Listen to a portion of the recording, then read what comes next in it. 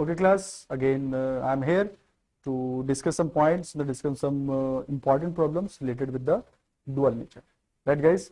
So dual nature में हमने पढ़ा कि ज़्यादा दैट वाज मतलब उसमें ज़्यादा कॉम्प्लिकेटेड पार्ट नहीं है, कुछ स्पेसिफिक इस टाइप से डेरिवेशन भी नहीं है, मतलब न्यूमेरिकल्स हैं, दैट वाज और एक ही इक्वेशन जो आइंस्टाइन की फोटोइलेक्ट्रिक इक्वेशन है उसके ऊपर ज़्यादा क्वेश्चन आते हैं और प्लैंक कांस्टेंट का क्वेश्चन आता है। तो सभी टाइप का मैंने की वैरायटी डाली है, जरा समझने की कोशिश कीजिएगा कि बहुत ही आसान है, राइट? मैक्स मार्क्स से आप लोग यूज ही कर रहे होंगे, ठीक है?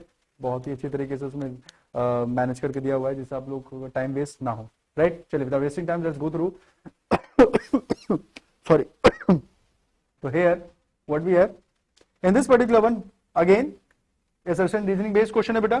तो असर्शन यहाँ पर मैंने दिया हुआ है, देखिए सामने कोशिश कीजिएगा इधर असर्शन मैंने यहाँ पे दिया हुआ है। तो असर्शन में क्या है जरा समझने की कोशिश कीजिएगा। व्हाट वी हैव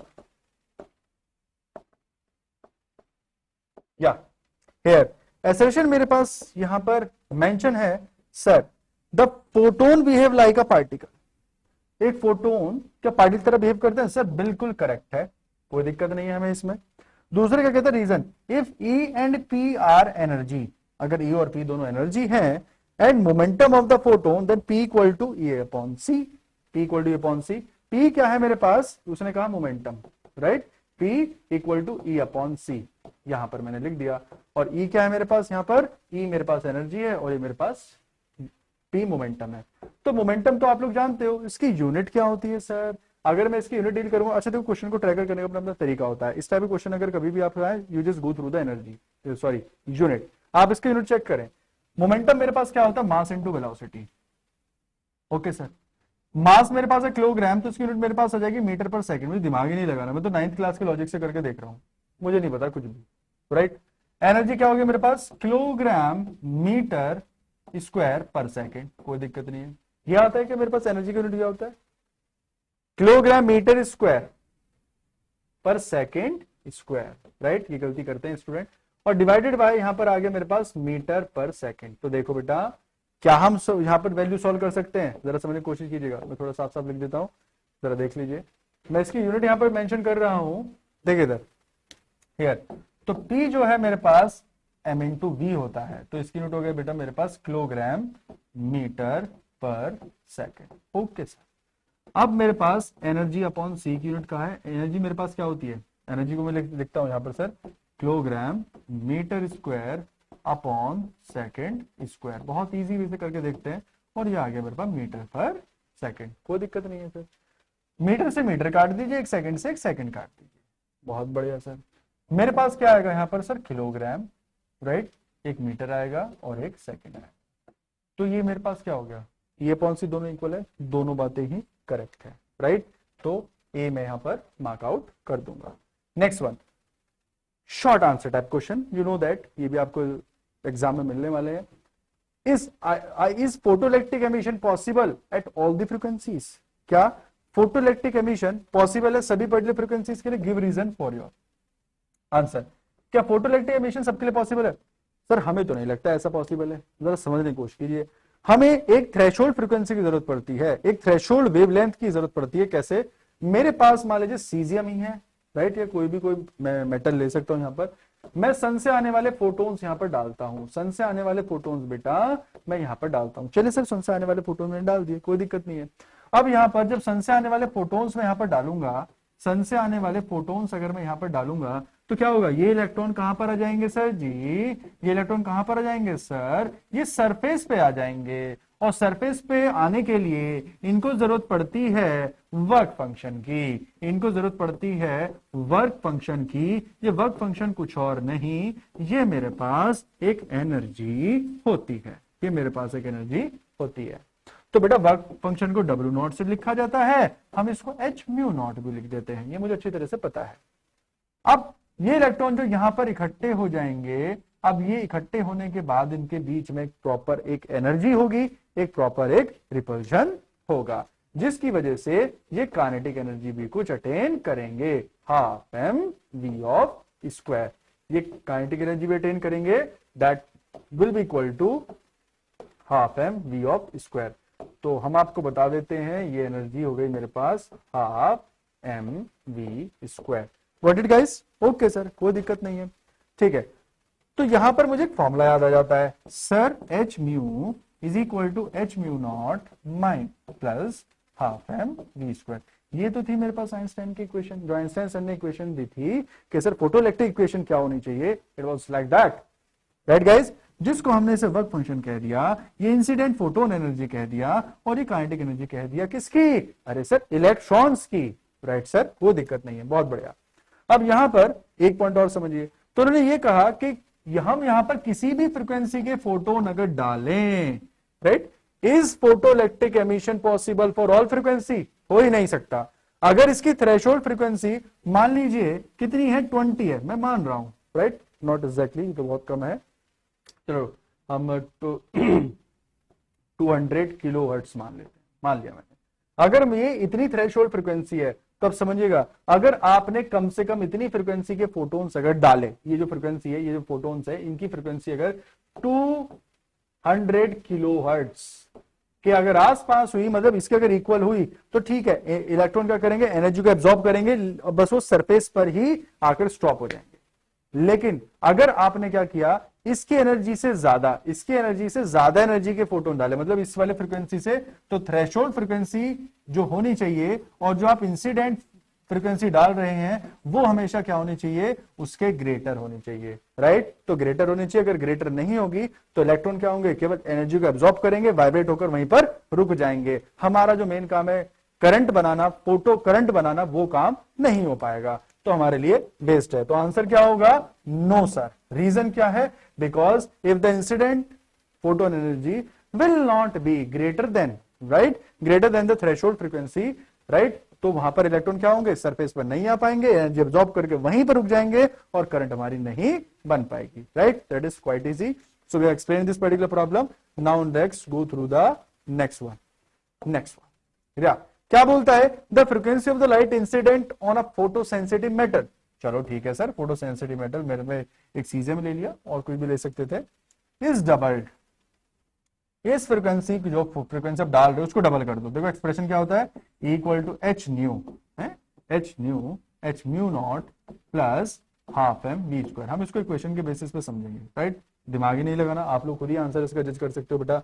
तो frequency of the incident light of the photo sensitive metal is doubled. चलो ठीक है जी, ये मैंने क्या कर दी, डबल कर दी, 2 म्यू कर दी, बहुत बढ़िया। तो क्या कहता है, h mu naught plus half m v square. तो बेटा जी जरा समझने की कोशिश कीजिए, सर एच म्यू नॉट तो किसी भी मेटल का कांस्टेंट होता है, एच म्यू नॉट तो किसी भी मेटल का कांस्टेंट होता है। अगर मैंने 100 यूनिट के फोटोन, अगर मैंने 100 एनर्जी के फोटोन डाले और 20 यूनिट इसने वर्क फंक्शन में यूज कर लिया, तो काइनेटिक एनर्जी कितनी गेन करेंगे, सर 80 यूनिट गेन करेंगे, बहुत बढ़िया। अगर आप यहाँ पे 200 के भी डाल दो तो भी ये बेचारा 20 यूज करेगा, अगर 4000 के डाल दो तो भी बेचारा 200 यूज करेगा, क्योंकि वो तो उसकी एक थ्रेशोल्ड वैल्यू है जी, वो उसकी थ्रेशोल्ड वैल्यू है, राइट? अगर कुछ इंक्रीज होगा तो बेटा उसकी काइनेटिक एनर्जी इंक्रीज होगी, तो उसकी काइनेटिक एनर्जी इंक्रीज होगी। अब क्या कह रहा है, विल दैट काइनेटिक एनर्जी भी डबल, क्या काइनेटिक एनर्जी डबल हो जाएगी? जरा समझने की कोशिश कीजिए। अगर आप इसी टर्म को सॉल्व करने की कोशिश करते हैं, अब ये तो मेरा कांस्टेंट है, लेकिन ये वाला टर्म क्या हो गया मेरा, डबल, तो आप देख सकते हैं कि काइनेटिक एनर्जी भी डबल हो जाएगी। सर पहले वाले केस में, सबने कोशिश कीजिएगा, पहले वाले केस में आप खुद अपना आंसर निकाल सकते हैं बेटा। तो यहां पर जो मेरे पास काइनेटिक एनर्जी है, तो काइनेटिक एनर्जी मेरी किसके इक्वल होगी, काइनेटिक एनर्जी हो जाएगी H mu minus H mu not, बहुत बढ़िया। एच को मैं कॉमन ले लेता हूं, म्यू माइनस म्यू नॉट, ये इंसिडेंट है, ये थ्रेशोल्ड है। चलो ठीक है सर, ये फर्स्ट, ये मेरे पास जनरल वाला केस है। अब मैं देख लेता हूं जैसा उसने क्वेश्चन में मुझसे कहा है, काइनेटिक एनर्जी बेटा क्या हो जाएगी, एच इंसिडेंट कितनी है, क्या कर दो, अरे सर डबल कर दो इंसिडेंट, चलो बहुत बढ़िया, डबल कर दिया, माइनस ये तो सेम रहेगा, ये सेम रहेगा। अगर मैं ये पहले कितना था, म्यू माइनस, तो एक वैल्यू मेरे पास सॉल्व होकर आएगी, एक वैल्यू मेरे पास सॉल्व होकर आएगी। तो यहां पर अगर मैं चेक करूंगा तो इसका प्रॉपर वेरिएशन आप लोग निकाल सकते हैं कि भाई अब डबल में से कुछ सब्ट्रैक्ट होगा, अब डबल में से कुछ सब्ट्रैक्ट होगा, तो डबल में से अगर सब्ट्रैक्ट होगा तो क्या वैल्यू चेंज नहीं आएगी, तो सर वैल्यू में चेंज आएगा, और मेरी यहाँ पर particular energy will get be calculate. इसे छोड़ो कि will the kinetic energy be doubled और नॉट, आप तो पूरा वैल्यू ही निकाल सकते हैं, कोई भी स्पेसिफिक वैल्यू रख के you can find out your answer.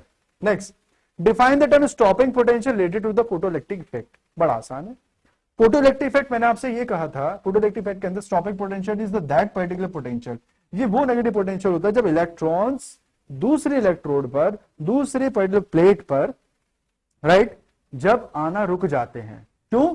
मैं कुछ ऐसा करता हूं इस वैक्यूम्ड चैम्बर में, जो मैं इलेक्ट्रोड्स बनाता हूं बेटा, यहां पर पॉजिटिव है और यहां पर नेगेटिव है। तो पॉजिटिव नेगेटिव मैंने बनाया था, ये नेगेटिव और ये क्या किया मैंने पॉजिटिव, यहां पर मैंने की वगैरह लगाया था, resistance and all that, you know that. तो मैंने क्या किया था, यहां पर मैंने इलेक्ट्रॉन का बॉम्बार्डमेंट, सॉरी फोटोन्स का बॉम्बार्डमेंट किया था, तो यहां पर इलेक्ट्रॉन निकलने लगे थे, इलेक्ट्रॉन मेरे निकलने लगे थे, और ये इलेक्ट्रॉन यहां पर पहुंच रहे थे, ये इलेक्ट्रॉन पहुंच रहे थे, जिसको इलेक्ट्रॉन बीम कहा, जिसको इलेक्ट्रॉन बीम कहा। और ये इलेक्ट्रॉन बीम, अगर इलेक्ट्रॉन मेरे इधर जा रहे हैं तो मेरी करंट कैसे प्लस से माइनस ऐसे फ्लो हो रही थी, मेरी करंट इस तरह से फ्लो हो रही थी, that was the photo current. अब इसमें चेंज कर लेते हैं। उन्होंने क्या कहा, भाई स्टॉपिंग पोटेंशियल डिफाइन कीजिए। चलो सर थोड़ा स्टॉपिंग पोटेंशियल देख लेते। उन्होंने क्या कहा, यहां पर अब नेगेटिव की तरफ अगर आप पोटेंशियल पॉजिटिव करते जाते हो, पहले क्या कर दिया, 0 वोल्ट कर दिया, फिर 1 वोल्ट कर दिया, 1.5 वोल्ट कर दिया, 1.6 वोल्ट कर दिया, 1.7 वोल्ट कर दिया, आप पोटेंशियल बढ़ाते जा रहे हो। अरे भाई, तो यहां पर जो इलेक्ट्रॉन पहुंच रहे हैं, यहां जो इलेक्ट्रॉन पहुंच रहे हैं, अब वो हायर स्पीड से पहुंचेंगे, ये भी हम डिस्कस कर चुके थे। इलेक्ट्रॉन हायर स्पीड से पहुंचेंगे, कोई दिक्कत नहीं है sir, no problem is there. तो यहां पर क्या थी, मेरी current that was got increase, right. तो हमने ग्राफ भी बनाया था, जो कि इस तरीके से हमने बनाया था। आपको याद होगा, ये V01, ये V02 माइनस माइनस और V03, stopping potential that was quite negative. जितना ज्यादा नेगेटिव फ्रीक्वेंसी लोगे, मतलब सॉरी, जितना ज्यादा फ्रीक्वेंसी लोगे, उतना मेरे पास ये पोटेंशियल बढ़ता चला जाता है, right. There was stopping potential, जहां पर क्या हो जाए, ये वो स्टॉपिंग पोटेंशियल जब मेरी करंट क्या हो जाए, actually this is the photo current, ये मेरे पास पोटेंशियल है, राइट, ये पोटेंशियल है। यहां पर अगर मैं देखूंगा तो यहां पर जो मेरे पास पर्टिकुलर इलेक्ट्रॉन्स है, अब क्या हो जाएगा, यहां पर आपने नेगेटिव पोटेंशियल देना शुरू कर दिया। अरे भाई, पॉजिटिव देना था, आपने अप्लाई कर दिया यहां पर नेगेटिव। अगर नेगेटिव अप्लाई करोगे तो इलेक्ट्रॉन क्या होंगे, इधर नहीं जाएंगे, वो यहां से रिपेल हो जाएंगे सर, रिपेल हो जाएंगे, यहां पर प्लेट पे आके एक्यूमुलेट हो जाएंगे, और एक्यूमुलेट अगर होंगे, they will not move toward this side, तो करंट कैसे फ्लो हो जाएगा, तो करंट फ्लो नहीं होगा। तो define the stopping potential, that particular potential the electron stop moving from the one plate of electrode or the electrode to the another one and current becomes zero. Next, क्या बोलता है, the two lines A and B are shown in the graph, right, are shown in the graph. The graph shows the plot of de Broglie wavelength mu as a function of root V, right, as a function of root V. V is decreasing, potential of the two particles having the same discharge, which of the two represent the particle of the heavier mass, right. ये बहुत ही easy है, जरा समझने की कोशिश कीजिए। Actually graph is not there, right. तो graph के देख लिए, पहले हम ये वाला पॉइंट कर लेते हैं, राइट, दिस वन, ये आसानी समझ पाएंगे हम लोग। उसके लिए ग्राफ की रिक्वायरमेंट है बेटा, ये देखिए, metallic surface when illuminated with light of wavelength इतना, तो वेवलेंथ मुझे दे दिया 3 एंगस्ट्रॉम, राइट। तो 3 इंटू 10 की पावर -10 एंगस्ट्रॉम, राइट सर, कोई दिक्कत नहीं है। अब क्या कह रहा है, emit electron with the energies up to 0.6, energy दे दिया, ठीक है। Emit the electrons up to the energy of the 0.6 electron volt while illuminated with the light of wavelength this one, right. तो इतने पर्टिकुलर ये मुझे दिया हुआ है, क्या, energy up to the 0.6 electron volt when illuminated with the light of, अगर वो इतनी लाइट डाली जाती, इस वाली वेवलेंथ की लाइट डाली जाती है, तो ये मेरे पास कोरस्पॉन्डिंग एनर्जी है। It emit the electron with the energy up to 2.04, right, 2.04. So it emit the electron with the energies of the 2.04 electron volt. Calculate the value of the Planck constant and the work function of the metal, right, in electron volt. कोई भी metal है मेरे पास, metal C यहाँ पे लिखा हुआ है, कोई मेटलिक मेटल है, कोई मेटल है मेरे पास C, राइट, उसकी मुझे बतानी है C in electron volt. तो यहां पर कुछ नहीं करना, you will have to apply a simple particular equation, उसके बेसिस आप कैलकुलेट कर सकते हैं। मैं आपको बताता हूं किस तरीके सॉल्व करना है, you can do it yourself. देखिए बेटा, h mu is equal to h mu naught, h mu is equal to h mu naught plus half m v square, कोई दिक्कत नहीं है। तो ने क्या कहा, emit the electron of energy up to the 0.6 electron volt, ठीक है सर। तो जो उसने लाइट डाली है, राइट, क्या होता है, metallic surface when illuminated with the light of, तो ये कौन सी वेवलेंथ हो गई सर, ये वो वाली वेवलेंथ है जो मैंने ड्रॉप की है। तो पहले पहले इस पर वेवलेंथ की कॉरेस्पॉन्डिंग फ्रीक्वेंसी तो निकाल लीजिए। कैसे सर? मेरे पास आता है C is equal to f into lambda.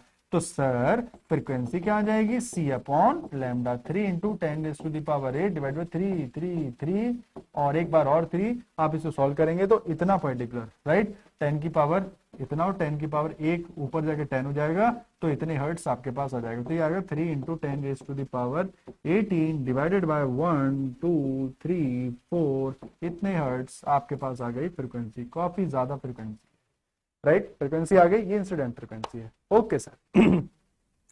Emit the electron of the energy up to this one, ये एनर्जी है, मतलब ये मुझे क्या दे दिया? This particular energy that is given to me, right guys. तो मुझे एनर्जी दे दिया। अब क्या बोलता है? और जब इसको इल्यूमिनेट किया जाए, और जब कभी इल्यूमिनेट करें, अगर इतनी वाली वेवलेंथ से इल्यूमिनेट किया जाता है तो फिर से आप चेंज कर देंगे। सो इन दिस पर्टिकुलर केस तो मेरे पास इलेक्ट्रॉन की एनर्जी कितनी हो जाती है? मेरे पास इन दिस वे मेरे पास ये वैल्यू आ जाती है। तो दोनों पर्टिकुलर केसेस में easily you can find out कि सर पहले तो मुझे थ्रेशोल्ड निकालना पड़ेगा। यहां पर ये एनर्जी दे दिया, यहां पर एनर्जी दे दिया, तो यहां पर आप लोग आसानी से वैल्यू निकाल सकते हैं। प्लैंक कांस्टेंट की वैल्यू आप लोग इजीली डिटरमाइन कर सकते हैं। म्यू मुझे पता है, and the threshold frequency first I will calculate that. और यहां पर मेरे पास इलेक्ट्रॉन दिया हुआ है, I will put it over there, easily I can find out that particular Planck constant. और अच्छी बात यह है प्लैंक कांस्टेंट की वैल्यू आपको पहले से ही पता होती है, लेकिन आपको कैलकुलेट करके देखनी चाहिए कि नियर अबाउट को वेरिएशन तो नहीं है, राइट, नियर अबाउट को वेरिएशन तो नहीं है। So in this way while putting the value in this one you can find out the answer, right guys. So thank you class, that was a very wonderful session that we have learned, and rest of the part we will discuss in the next session. Thank you class.